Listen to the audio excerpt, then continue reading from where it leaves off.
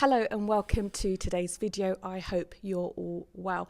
Now I have an incredibly important guest with me here today, and that is... I was looking for him actually, Nazir Afzal. Nazir Afzal. And for anybody who doesn't know who this man is, well, let me tell you, he has served as Chief Prosecutor for the British Prosecution Service, is that right? Yeah. The Crown. The Crown, absolutely. And in addition to that, he also fights for the rights of women and children. Mm-hmm. And not just that, he's also regarded as a feminist.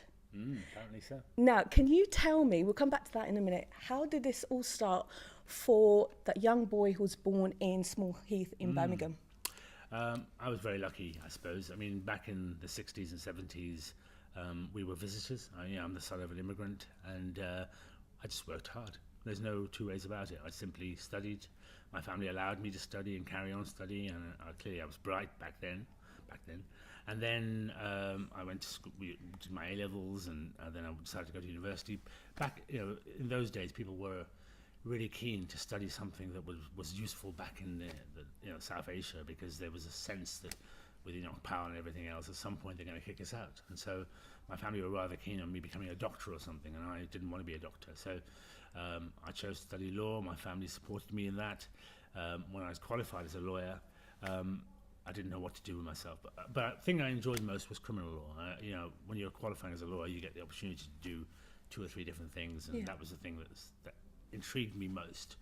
And I was very fortunate to qualify in that. And then I noticed that there's a new organisation that's being created called the Crown Prosecution Service, and it did 2 things. One is it got me away from Birmingham, so I was able to Devastating. At the time, it wasn't, but Sorry, I was able to move to London and work straight away there. And also because it was a new organisation, only 4 years old at the time, it meant that there weren't the strict rules about what you did. You just did. And so I was very lucky working in central London, dealing with high-profile cases, even as a very junior prosecutor, and allowed to just get on with it and go to court and prepare cases and engage with police at very high levels. And before you knew it, you were building up a real catalogue of substantial work, and people began to trust you more with more serious work. Yeah. And it flew from there. Now, you are probably one of the most renowned and outspoken British lawyers at this current time. Like you mentioned, you've worked on some really high-profile cases. You even prosecuted one of the stalkers of Princess Diana in 1996. Is that correct? Absolutely right. Back in the 90s, you could prosecute anything. So I prosecuted all the celebrity cases in central London and all the high-profile cases. There wasn't. Now you've got to be of a certain stature and a certain years' experience. But in those early days of the Crown Prosecution Service, given where I was in central London, I just dealt with everything and anything. And also, the organised crime team in New Scotland Yard began to like me, and so they would talk to me about cases before, right at the early investigative stages, and I was able to assist them and support them, and they liked that. They liked the fact that I was able to do that for them, and so they kept giving me more and more work. And so, international cricket corruption, I prosecuted that in '99. You name it, serial killers, the guy that killed people in Brixton and blew up a LGBT gay bar in Compton Street. Yeah. I deal with all these cases, and it's just because I was in the right place at the right time, and also because I was open to pushing myself. Yeah. I don't like being in a comfort zone. Okay. So essentially, you put your success down to the fact that you had an open mind, and you just went for it really at the end of the day. Opportunities were there, and I took advantage of them. And also, I get bored very easily, so I wasn't prepared to do traffic and the relatively straightforward cases. I was always looking for something challenging, and if it was there, I would grab it. Yeah, no, absolutely. And challenging, I think, definitely is what you got at the end of the day. Yeah. Did you ever meet Princess Diana? Yeah, well, I didn't meet Princess Diana, but I spoke to her office. I met so many celebrities. I mean, Hugh Grant rang me up about his missus at the time, Elizabeth Hurley. That'll be in my memoirs, that story. Are you going to hold on to that and not give us an exclusive? No, I will. That's something to watch out for. That's too big a deal. And, you name it. I mean, so what's the lesser deal? What's the lesser deal? Well, Chris Eubank, I remember prosecuting him, the former boxer, and I prosecuted him and then asked for his autograph. Really? Did he give you it? Yeah, he did, yeah. Okay. Yeah, the gentleman that he was. Oh. But that wasn't for me, that was for somebody asked me, can you ask for his autograph? So I said, let me prosecute him first and let's deal with that. And he was dealt with, he was convicted. As you do. He was convicted and then can he have the overdraft? Oh, of course, yeah. So, and there are people now in very high profile positions that I didn't prosecute, it's not just about prosecuting. If the evidence isn't there, you don't prosecute them. And so, again, because they weren't named, I won't name them. And I think it must be incredibly frustrating when you know that, I suppose, somebody is guilty. Well, at the end of the day, it's evidence. Yes, there are frustrating. In the early days, it was frustrating. At the end of the day, you follow the evidence, and if the evidence isn't there, then they are innocent. Even if you think they're guilty. Now, one of the most notorious cases you worked on in the last few years is the Rochdale case. Yeah. Tell us about that. When I became Chief Prosecutor in the northwest of England in 2011, prior to that there was some outcry, but not much conversation about child sexual abuse and child exploitation. There wasn't much happening, much talk about it. And I asked my team if we had anything like that. And they brought this case that had not been prosecuted in 2008, where a young girl had walked into a takeaway and smashed it up, and once she'd been arrested, she disclosed that she'd been abused by people within that organisation. And the police didn't take it seriously, the prosecutors back then didn't take it seriously. So once I looked at it, I thought, well, hang on a minute, I believe her, and why shouldn't the jury believe her? Just because she's got a chaotic and troubled background and maybe she's been involved in low-level criminality, it doesn't mean that she's not telling the truth. And so I reversed the decision not to prosecute. I brought the prosecution. Ultimately, 9 men were convicted, and then the world began to listen.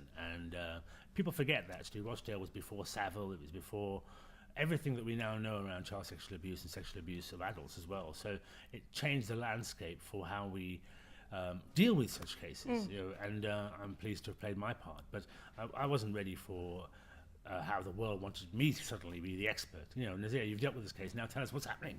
The Prime Minister at the time rang me up and said, can you explain what's going on? And what should was Cameron. And what should we do about this? And I said, on the basis of what I know, this is what we should be doing. Did he listen? Absolutely. I mean, the child abuse inquiry was set up not long afterwards. Operation U Tree, which led to Jimmy Savile being prosecuted, and Max Clifford and others, that was set up in the aftermath. But it was also important to deal with the cases we didn't prosecute before. So we set up a national panel for looking at previous investigations. So I started prosecuting people from allegations 20, 30 years ago. So if the evidence is there, you follow the evidence. But it did change the landscape. And also, the great courage of the young girls in question, it meant that other victims came forward and thought, well, now the authorities are taking this seriously. Yeah. And do you think that is still what people feel, that they will be listened to, especially when it comes to victims and young women? I mean, I remember Daily Mail calling me a witch finder general because they thought I was running witch hunts. These celebrities shouldn't have been prosecuted just on the basis of somebody 30 years ago. The reality is that victims for many years have just sat on this information because they just didn't feel anybody would take them seriously. Yeah. I think the best example I can give actually is one which was a failure, I suppose, because I prosecuted Stuart Hall, the BBC presenter, and he was convicted of sexual abuse of 11 victims, but found not guilty of 1. And I went to see the one afterwards, and I said to her, I'm really sorry that I couldn't give you closure. And she said, you gave me closure the moment that you believed me. And that, really has resonated with me, that at the end of the day, sometimes the judicial outcome isn't what they want. They just want to be believed. And the Me Too generation now and everything else, people are now beginning to realise that their voices should be heard. They've never been voiceless, we just haven't been listening. I can imagine that this also would have come at a great expense to you in terms of you being Pakistani and having prosecuted all these Pakistani men. How did you deal with that? Well, people seem to assume that the Muslim community or the Pakistani community were going after me. No, they weren't actually. They were in shock that this was happening and that this needed to be dealt with, and I'm glad that they are dealing with it. The far right came for me because I damaged their narrative. Their narrative is that all minorities are the same, and so when they discovered that I was the one that brought the prosecution, they didn't like that. They created various fake websites and Facebook and saying that I was the one that didn't prosecute these guys. And I had an EDL demonstration outside my home. I had 17,000 emails and tweets calling for me to be sacked and deported. You know, Deported to where? Well, I was born in Birmingham, so I assume they want me to go back there. And then, you know, I have panic alarm placed in my house, a police officer outside my door. You have to remember, I did all the right decisions in this case, but they didn't like the fact that I damaged their narrative. And, you know, I'm used to that now. And the important thing is that just you can living with yourself. If you do the right things, then that's fine. If you can't live with yourself, then that's actually a bigger punishment. Yeah. And you know, I don't care at the end of the day if people are attacking me. I've been on Al Qaeda death list in 2006-07 when I prosecuted the Danish cartoon protesters. I've had far right demonstrations outside my home. If you get it from both sides, you're probably in the right place. What gives you the strength to carry on? Resilience comes from family. Resilience comes from support. Resilience comes from the people around you, your networks that you develop. But ultimately, my faith gives me you know, whatever it is it gives me.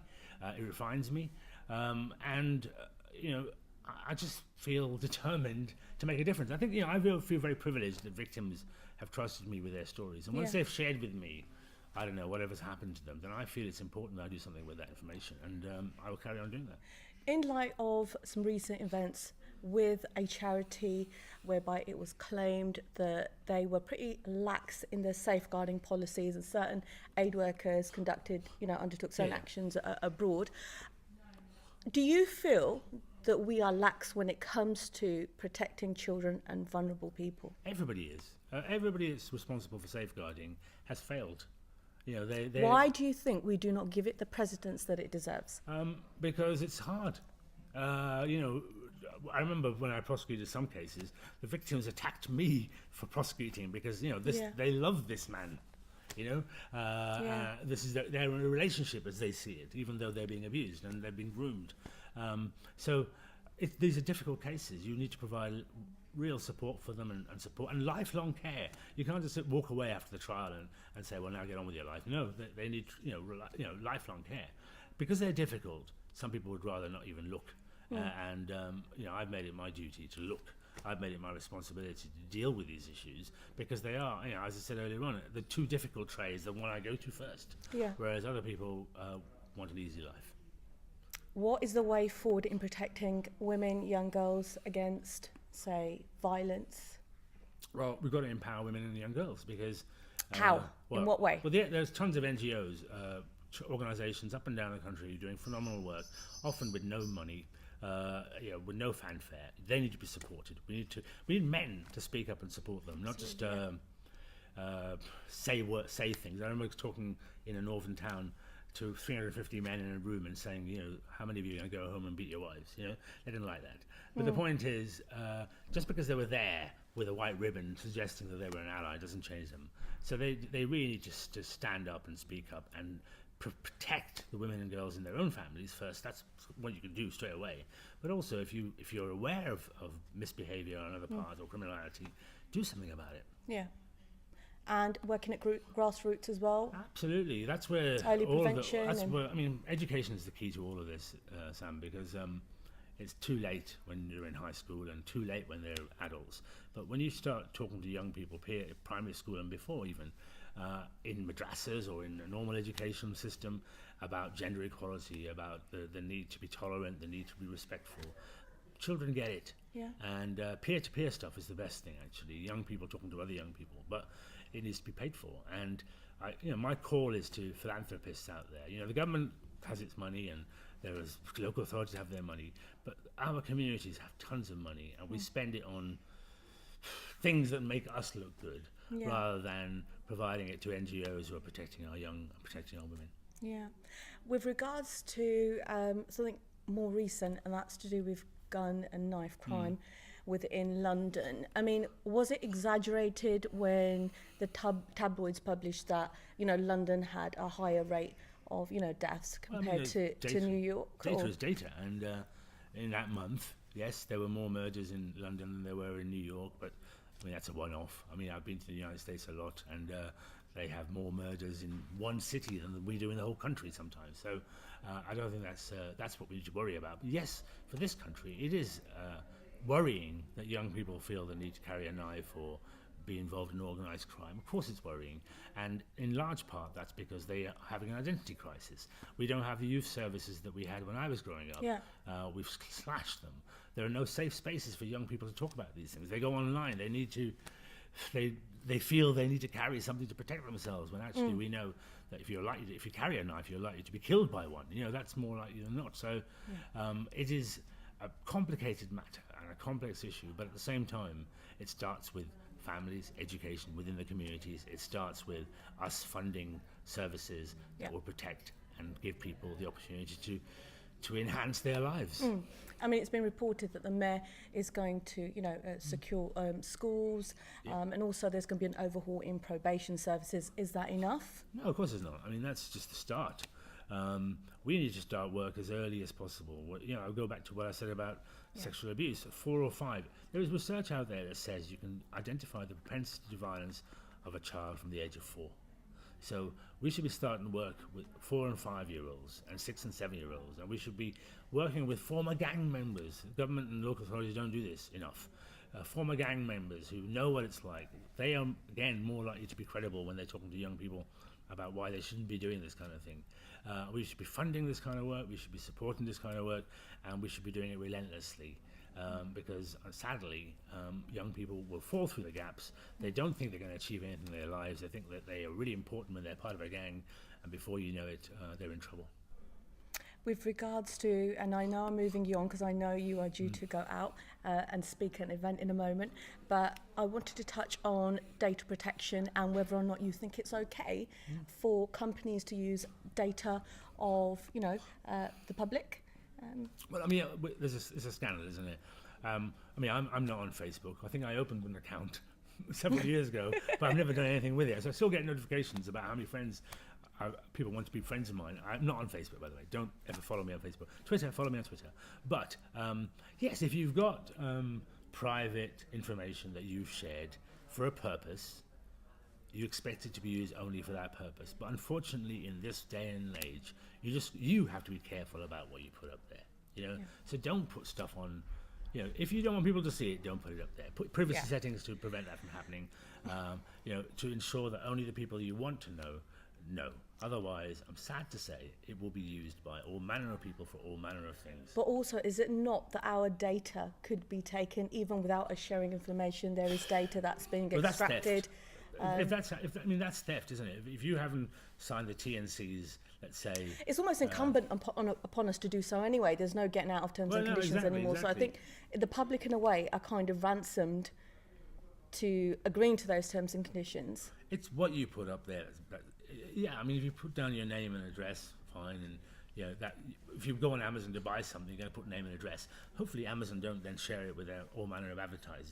But the reality is, you go online, you look for something, and before you know it, that evening, there's all these adverts about the thing you looked at. Well, this is the world we're in. Again, I keep saying to people that we can't push back what we've got at the moment. We've got to work, and that's about educating people how to use the digital world, to ensure that they are safe and protected.